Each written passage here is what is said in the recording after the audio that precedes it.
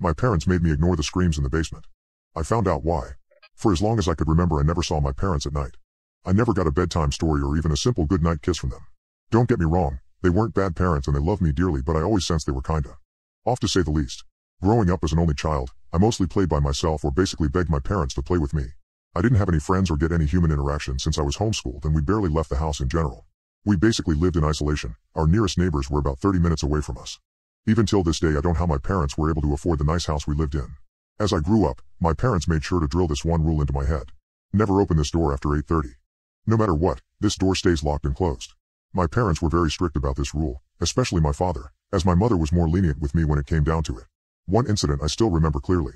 I was about 9 or 10 at the time. I was with my parents watching some dumb children's movie. As 8:30 rolled around, I was sent to my room, and right before I locked my door, I heard light thumps on the walls. I didn't think much of it, as the house would randomly make noises like that. After some time I tried falling asleep, but I found it hard. Tossing and turning around in my bed wasn't helping me either, as I laid in silence. Light scraping and muffled noises echoed out into the somewhat quiet house. Sitting up in my bed, I sat there for what felt like eternity. I gathered enough courage and walked toward my door. While walking toward my door, all the scraping and muffled noises suddenly stopped. As I got to my door, I placed my hand on the lock and slowly unlocked the door, and I slowly pushed it open. My nostrils were hit with a gut-wrenching smell I could only describe as stinky at the time. My eyes started to adjust to the darkened hallway. I stepped out into the hallway, but before I could walk further, I bumped into something soft but firm. I slowly looked up, and looking back at me was my mother, but it wasn't her. Her skin was ghost white, and it looked like she was a rotting corpse. Her face had a long black gash running down to her chest area, and her hands didn't seem normal either. As she held her arm, she held it so tight blood started rolling down. But whatever she was bleeding wasn't blood, it was black, almost like ink. Her clothes had big red splatters on the front of it, her hair looked dead and dried out. And her skin looked off, like it was a costume or some sort. As I looked back up at her, her facial expression changed drastically. It was like she was restraining herself from doing something. As I tried making up an excuse, she finally spoke. "Bed. Now." Her voice sounded all twisted and demonic. It sent chills down my spine, as she never did that before. I walked back into my room, and as she slammed my door, I could vividly remember sounds of tearing and quick footsteps running down the hallway. I've tried confronting my parents about this multiple times since then, but they always brushed it off as me having a nightmare, or they just completely changed the subject. Even after I reached into my teen years, I always thought it was just a surreal nightmare I had. Boy, was I wrong. I thought since I was getting older, my parents would give me a bit more freedom and let me stay out of my room for a while longer. To say they were even more strict than before would be an understatement. Ever since the little hallway nightmare, my parents rearranged my lock so it would only lock from the outside. At the time, I didn't have a problem with it since I was only a child. But as I grew into my teenage years, I found it weird and a bit creepy they were so hell-bent on locking me in my room at night. Last week, I was out in the kitchen finishing up some last-minute book report I was assigned. My father slammed my laptop closed, almost hitting my fingers in the process. "Don't you see what time it is?" His voice was stern and firm, as his presence shook me a little. As I turned around toward the living room clock and silently read out the time to myself. 8:35 the clock read as I slowly turned back toward my father. As I looked up at his face, he had the same facial expression my mother had when she caught me sneaking out years before, like he was restraining himself from doing something to me. His body was moving on its own, like something was inside of his skin as it was trying to get out. But before I could inspect further, he pointed in the direction of my room with a stern manner. I made my way toward my room, and not even 6 seconds later I heard locks clicking as multiple footsteps walked away.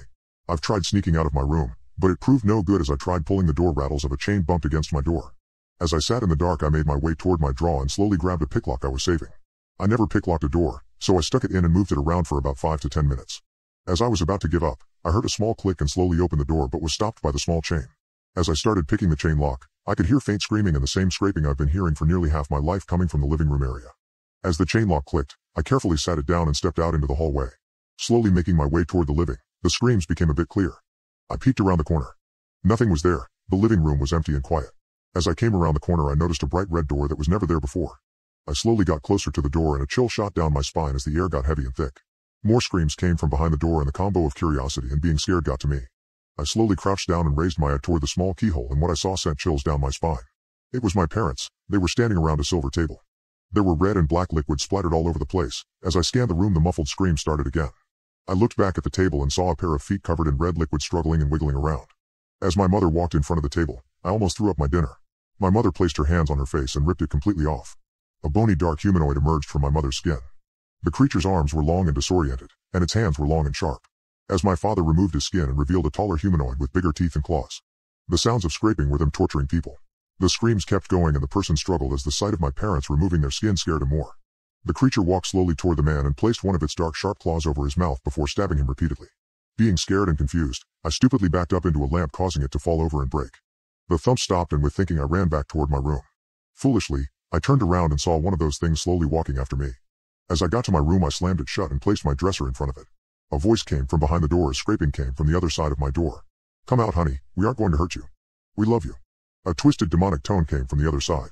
As the scraping and banging continued, I came up with a plan. I grabbed a textbook from my bookshelf and with all my might I chucked it out the window. As the door began to move, I quickly hid under my bed. The door swung open with such force it bounced off the wall. As they walked into the room, my heart started pounding fast. "He cannot escape here. He knows too much." As I heard them talking, I quickly moved from under the bed and ran toward the door. As they realized what had happened, I already slammed the door shut and locked them in. Without any hesitation, I ran. And I ran hard. Even when I bursted through the front door, I kept running. All I could hear was distant screams and my harsh breathing. I kept running toward the woods and didn't look back at my former home. After 4 minutes of running, I finally stopped to catch my breath. I could see my house from a distance, but I could make out 2 figures moving toward the woods. As I pushed myself to keep running, I could still hear faint screams from the house. As it started raining, the wind became strong and harsh. I couldn't do anything but sob. As I walked onto the road, I followed it for God knows how long. The cold rain hit my skin as the sky grew darker, sirens blared in the distance, then it became quiet. The harsh winds blew through my hair as I shivered through the cold winds. As I was about to give up, I saw bright lights in the distance. A red and black truck was driving in my direction. A small relief came over me as I started running toward the truck stop. Tripping over myself multiple times, I kept running. I felt more and more relieved as I got closer. But it didn't look like it was going to stop next to me. Wherever I went, the direction of the car went straight for me. It was only when it was about 100 feet away when I realized it wasn't a red and black truck. It was red and black blood all over the car.